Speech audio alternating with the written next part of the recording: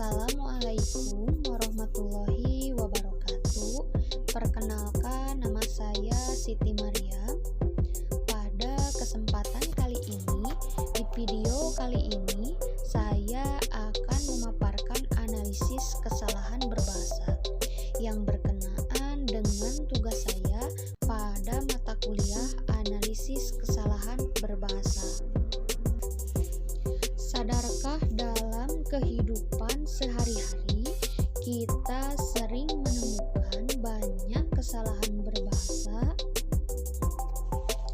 Nah, teman-teman, sebelum ke materi inti, saya akan menjelaskan terlebih dahulu pengertian analisis kesalahan berbahasa.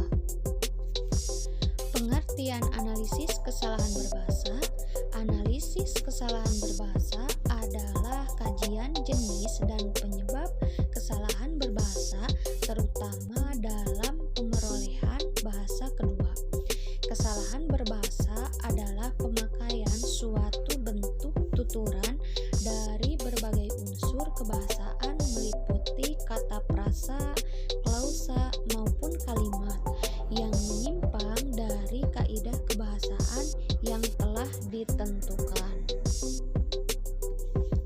Melalui analisis kesalahan berbahasa dapat dijelaskan bahwa kesalahan-kesalahan berbahasa itu ditinjau dari beberapa aspek, yaitu morfologi, fonologi, sintaksis, semantik, ejaan, dan teman-teman, di sini saya akan menjelaskan kesalahan berbahasa yang saya akan bahas dan yang saya temukan adalah kesalahan berbahasa secara sintaksis. Kesalahan berbahasa secara sintaksis. Kesalahan sintaksis adalah kesalahan atau penyimpangan struktur frasa, klausa atau kalimat, serta ketidaktepatan pemakaian partikel. Analisis kesalahan dalam bidang tata kalimat menyangkut urutan kata, kepaduan susunan frase, kepaduan kalimat, dan logika kalimat. Kesalahan berbahasa tataran sintaksis. Yang ke-1, sintaksis adalah cabang ilmu bahasa yang membahas seluk-beluk wacana, kalimat, klausa, dan frasa. Lalu yang kedua, kesalahan sintaksis adalah kesalahan atau penyimpangan struktur frasa, klausa, atau kalimat.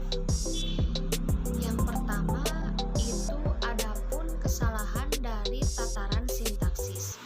Penggunaan kata perangkai dari, pada, daripada, kepada, dan untuk. Yang kedua, pembentukan kalimat tidak baku, kalimat efektif, dan kalimat tidak normatif. Kesalahan berbahasa tataran sintaksis.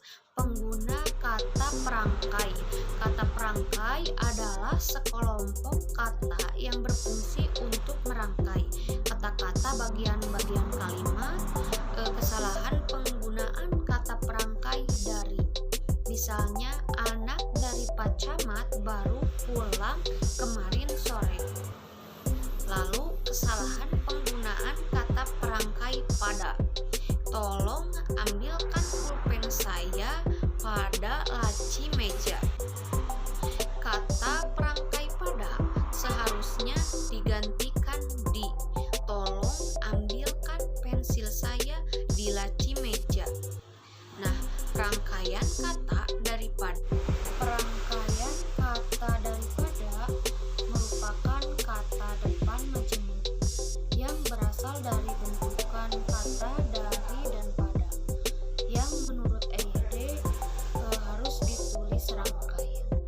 Sebagai kata depan kata daripada hanya mempunyai satu fungsi, yaitu untuk menyatakan suatu perbandingan. Danu lebih rajin daripada Nijam, dan selanjutnya pemakaian kata di, perangkaian kata di. Bentuk kata penyimpangan kata depan di yang sering kita jumpai yaitu kalimat yang tidak normatif. Adalah kalimat yang tidak memenuhi norma-norma kalimat, misalnya unsur minimalnya tidak terpenuhi dan sebagainya. Sedangkan kalimat yang tidak logis adalah kalimat yang hubungan antara makna gramatikal dan leksikalnya dengan tidak sesuai. Kalimat tidak efektif. Ada beberapa faktor yang menentukan efektif dan tidaknya suatu kalimat. Faktor-faktornya sebagai berikut. Faktor pemakaian tanda baca. Tanda baca adalah suatu alat kalimat yang berupa tanda-tanda ekstralingual seperti koma, titik, tanda seru, dan sebagainya. Sangat besar dalam peranannya dalam menentukan makna-makna kalimat. Contohnya, adik paman Danu akan pergi sama ayah. Teks tersebut ada keraguan makna tentang siapa yang pergi bersama ayah. Untuk memastikan makna kalimatnya dapat diubah dengan memberikan tanda koma.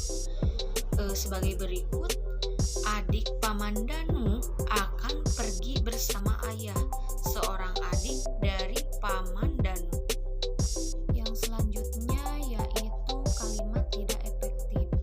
Faktor bentuk kata. Bentuk kata adalah perubahan suatu kata. Dalam bahasa Indonesia ada 3 unsur pembentukan kata. Yang kesatu afiksasi, yang kedua reduplikasi, yang ketiga komposisi. Semua perubahan bentuk kata tersebut besar sekali pengaruhnya terhadap makna suatu ketidaktetapan bentuk kata. Dalam suatu kalimat akan menyebabkan kalimat menjadi tidak efektif. Contoh kalimat tidak efektif. Mereka telah diberikan bantuan oleh pemerintah. Kata diberikan seharusnya diberi, sehingga kalimatnya seharusnya mereka telah diberi bantuan oleh pemerintah. Selanjutnya ada urutan kata. Faktor urut kata. Urutan kata adalah penempatan kata atau kelompok kata sesuai dengan fungsi yang dimilikinya di dalam kalimat. Kata atau kelompok kata yang memiliki fungsi-fungsi tertentu akan menduduki pola urutan atau susunan tertentu pula. Penempatan kata atau kelompok kata yang tidak sesuai dengan fungsi dan artinya dalam suatu kalimat akan menyebabkan kalimat menjadi tidak efektif. Contohnya, ada persoalan itu kami sudah membicarakannya dengan Bapak sekolah. Yang selanjutnya, pengertian apa itu kalimat efektif. Jadi, kalimat efektif itu merupakan 2 bentuk kata yang maknanya sama. Contohnya, teman itu adalah tempat kesukaran dari. Contoh tersebut bisa dijelaskan. Kalimat tersebut adalah kalimat tidak langsung karena memiliki 2 kata yang maknanya sama. Lalu kalimat tidak normatif. Suatu kalimat yang dikatakan tidak normatif apabila kalimat tersebut tidak memenuhi persyaratan struktural. Kalimat transitif misalnya mempunyai mempunyai persyaratan minimal SPO dan kalimat intransitif mempunyai persyaratan SP. Salah satu persyaratan minimal suatu jenis kalimat tidak terpenuhi kalimat itu tidak normatif.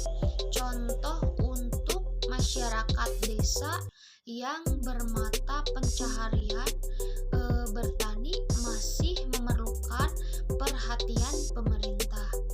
Nah, dalam contoh tersebut kalimat memerlukan diubah menjadi diperlukan.